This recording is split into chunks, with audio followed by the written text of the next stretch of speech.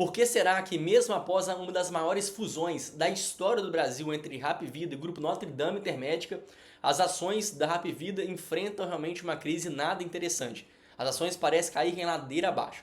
Por isso quero que você assistir esse vídeo até o final para você entender quais são os principais problemas, desafios e como a gestão pode superá-los, fazendo com que então suas ações voltem a caminhar em sentido ascendente. Eu sou o Gabriel Bassotto, sou especialista em renda variável e analista-chefe de ações pelo Simpla Club. Então vem comigo aqui nesse vídeo, não se esquecendo de deixar aqui um like, se inscrever no canal, porque assim que você pode me ajudar a crescer e a distribuir esse conteúdo para mais investidores. Então conto muito com a sua ajuda.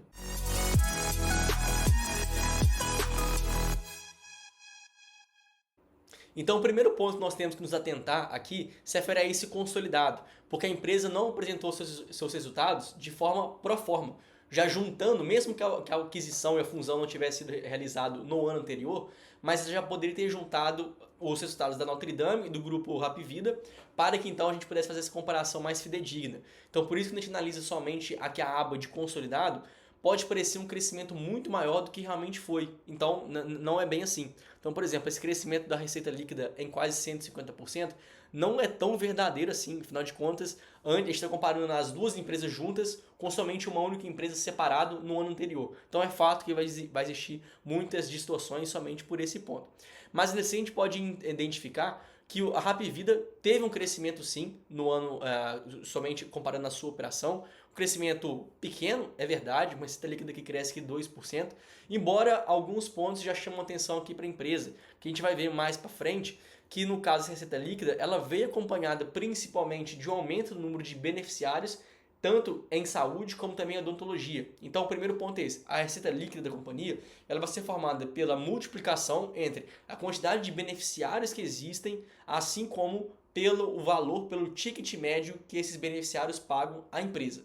Então no caso aqui em relação aos números de beneficiários, a gente pode encontrar uma alta acontecendo na Hapvida, uma alta aqui de quase 4% em saúde e odonto, que uma mesma tendência que se repetiu aqui no grupo Notre Dame Intermédica. Então, em número de beneficiários, aqui o ponto positivo para a companhia adquirida, pela companhia após fusão. Assim como o ticket médio da empresa também apresentou alta. Por exemplo, aqui o ticket médio a gente pode ver uma tendência que ele estava apresentando uma queda desde o ano passado, do terceiro trimestre de 2021 para o quarto tri, para o primeiro tri desse ano, grande parte das vezes estava vendo essa queda acontecendo. Isso se refere não só por motivos internos da Hapvida e do Grupo Notre Dame, mas sim a toda a Agência Nacional de Saúde Suplementar, que define qual deve ser o reajuste liberado para planos individuais, para essas empresas seguradoras de serviço e de plano de saúde. Então, nesse caso, a ANS liberou um reajuste negativo no ano anterior. Então, consequentemente, todos aqueles planos deveriam ser ajustados agora a um volume ainda mais baixo. Então isso impactou. Agora, nessa nova rodada de reajustes, a gente já pode perceber uma recuperação nesse ticket médio. Ainda não recuperou o mesmo tanto que já foi no passado, a gente pode perceber nitidamente que o ticket médio de saúde ele ainda é muito mais relevante, né, no total da companhia. Então ele ainda não recuperou o terceiro trimestre do ano anterior, mas pelo menos em comparação ao terceiro tri com o segundo tri desse mesmo ano, a gente já teve uma recuperação. O que a gente pode esperar então é que a partir desse momento o ticket médio continue subindo e consequentemente agora a empresa aumentando seu ticket médio, recuperando o que ela já foi no passado, com ainda uma adição de número de beneficiários em ascensão, essa receita líquida pode voltar ao mesmo caminho de recuperação já traçado anteriormente. Agora voltando aos principais destaques, já que a gente entendeu a linha inicial da receita líquida, vamos agora começar a entrar um pouco mais na sua contabilidade. Aqui a gente pode usar agora do contexto de sinistralidade, para saber como que os custos e as despesas evoluíram desde então. Isso porque a Hapvida, como a gente já pode perceber aqui, ela tinha já desde a sua história uma sinistralidade muito menor do que o grupo Notre Dame Intermédica. Então naturalmente quando você junta uma coisa ruim com uma coisa boa, a média vai ser acima do que antes era somente a Hapvida. Naturalmente então esses indicadores iriam piorar. Mas a gente poderia imaginar desde então que a partir do momento que uma empresa funde com a outra, a melhor tenderia a sobressair. Afinal de contas, implementaria as mesmas ações, as mesmas boas atitudes e práticas naquela empresa que tinha números piores. Isso deveria acontecer. O problema aqui já começa a ficar um pouquinho mais claro, porque apesar de apresentar ali uma média ainda relativamente boa em relação a outros players do setor, mas essa integração, essa sinergia entre Hapvida e Grupo Notre Dame Intermédica não aconteceu com tanta facilidade assim. E aqui a gente pode até provar dessa informação. Porque se a gente compara agora a sinistralidade total dessas duas empresas fundidas, ela inclusive é ainda maior do que já foi no passado. Embora agora exista essa sinergia sendo colhidas. Então, como que uma empresa, passado aí mais de ano depois que ela fez a sua aquisição, a sua fusão, como que hoje ela não conseguiu colher todas aquelas sinergias que antes ela dizia ter com potencial de colher? Aqui já tem realmente uma informação o tanto perigosa. Porque a gente até vê a receita líquida subindo, mas nada adianta você subir o seu faturamento, mas se nas demais linhas da sua operação, a gente vê aqui alguns problemas. Então a sinistralidade é realmente um ponto aqui a se observar. Então, de fato, essa é a primeira crítica que nós podemos fazer a essas duas empresas juntas. Outro ponto que merece destaque, as despesas com vendas subiu quase acima de um ponto percentual de um ano para o outro.